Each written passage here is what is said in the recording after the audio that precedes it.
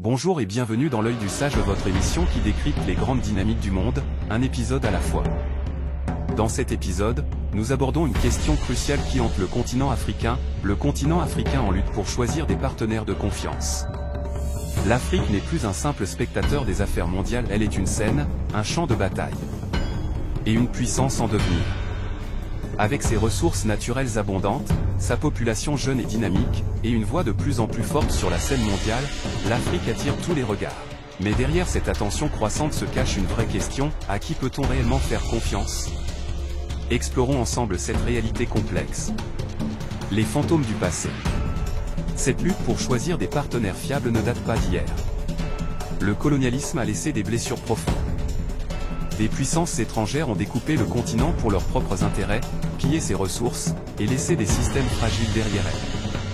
Puis vint la guerre froide, les États-Unis et l'URSS se sont servis de certains pays africains comme pions dans leur lutte idéologique. Aujourd'hui encore, cette histoire nourrit une méfiance persistante. Aide extérieure, investissement, accords militaires, tout cela est accueilli avec prudence et souvent, avec raison. La nouvelle ruée vers l'Afrique. Aujourd'hui, la course à l'influence reprend mais sans colonisation directe. Elle se manifeste à travers les routes, les ports, les bases militaires, les câbles internet et les données numériques.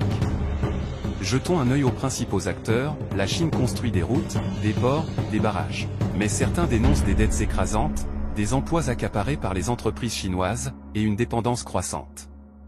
Les États-Unis proposent des partenariats économiques et militaires. Mais ils sont souvent accompagnés de conditions politiques. La Russie opère autrement, livraison d'armes, conseillers politiques, et groupes paramilitaires comme Wagner. Certains y voient plus une stratégie de chaos qu'un véritable soutien. L'Union européenne, elle, prône la démocratie et l'écologie. Mais son passé colonial et ses politiques migratoires suscitent encore des tensions. Et les nouveaux venus comme la Turquie, l'Inde, les Émirats arabes unis ou la Corée du Sud. Ils offrent des accords sans trop de conditions politiques. Tout le monde veut sa part du gâteau. Mais peu veulent réellement cuisiner avec l'Afrique. Développement ou dépendance? Voici le nœud du problème. L'Afrique a besoin de partenaires pour se développer. Mais pas au prix de sa souveraineté. Les dettes par exemple, certains pays se retrouvent à céder leurs ports ou chemins de fer à des créanciers étrangers. La sécurité? Elle se paie parfois par l'installation de bases militaires étrangères. Les ressources? Exploitées par des compagnies étrangères, pendant que les populations locales restent pauvres. Et maintenant, le colonialisme numérique. Qui contrôle les câbles, les réseaux et les données africaines? Souvent, ce ne sont pas les Africains. Ce que dit le peuple africain. Une chose devient claire, les Africains ne se taisent plus. Des jeunes, des journalistes, des associations prennent la parole. Ils dénoncent la corruption locale, mais aussi la manipulation étrangère. Au Sénégal, en RDC, au Soudan, au Nigeria, le message est fort, nous voulons des partenaires honnêtes, pas des maîtres déguisés. Ce que cette génération demande, c'est des accords transparents.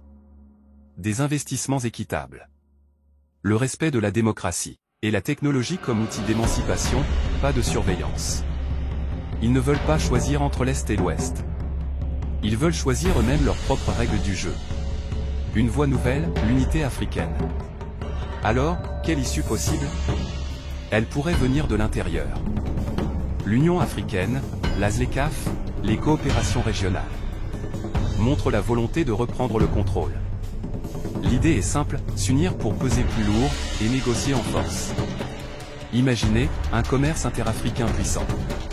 Des technologies conçues et sécurisées en Afrique. Des dirigeants qui discutent d'égal à égal avec le monde. C'est possible.